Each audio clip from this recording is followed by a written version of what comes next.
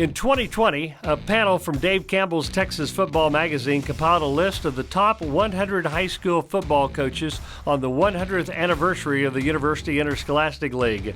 Merrill Green is one of those coaches. In fact, with the induction of Green, 13 of those 100 all-time top coaches are members of the Big Country Athletic Hall of Fame.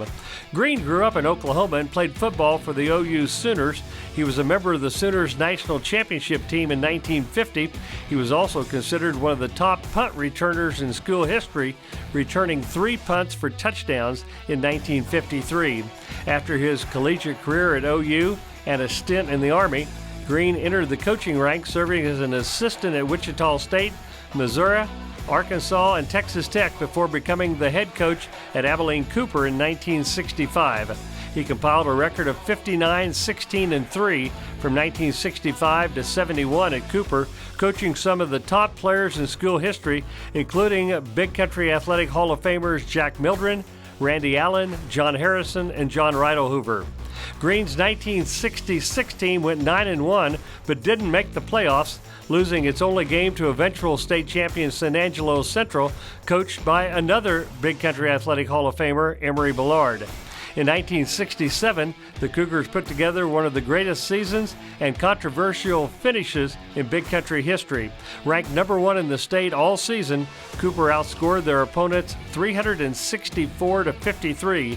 The Cougars were undefeated going into the state championship game against Austin Reagan on a miserably cold day at TCU's Amon Carter Stadium in Fort Worth. Reagan upset Cooper 20-19 in a controversial finish when Mildren was ruled down just short of the goal line on a quarterback sneak in the final seconds, even though Cooper players and fans still claim that the All-American quarterback had actually scored on the play. Green left Cooper in 1971 and went to Bryan High School, coaching the Vikings from 1972 to 1991. After retiring, he later served on the Bryan School Board. His overall coaching record was 198 wins and 91 losses in 27 seasons at Cooper and Bryan. In 2009, Bryan's Viking Stadium was renamed Merrill Green Stadium. Merrill Green was one of the top football coaches in Texas high school football history, and he's now a member of the Big Country Athletic Hall of Fame.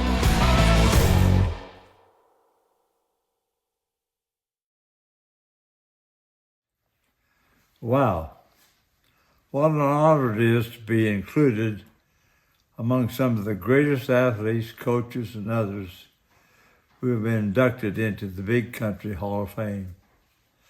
I wish I could be with you, but a 90-year-old body limits where and what I'm able to do. But our wonderful family and friends are there to celebrate this honor with you. I have so many memories of the time I spent at Cooper High School in Abilene. But the story began before I arrived in 1965. Prior to becoming a Cooper, I coached 9 years at the collegiate level. Although this was exciting and rewarding, I came to realize that I was missing the formative moments of my daughters' lives, which is why when I got the call from Coach Moser about coaching at Cooper, he got my attention. Making the transition to coaching high school athletes was the best career decision I made. This enabled me to spend more time with my family, help young athletes reach their potential, and be heavily involved in the community in which I coached. My 7 years at Abilene was a very special time for my family and I. My wife Bonnie taught at Bonham Elementary, and my daughters loved growing up in Abilene. In fact, I was offered the job at Permian High School, but I knew I might lose my family if I took it because they were such Cougar fans. We were also heavily involved in our church, the First Church of the Nazarene. I was so blessed to be at Cooper when the football program really began to be successful. What a joy it was to work with such talented athletes and a dedicated coaching staff, some of which have already been inducted into the Hall of Fame. such as Jack Milton, John Harrison, Randy Allen, John Rydell Hoover, and Coach Ray Overton.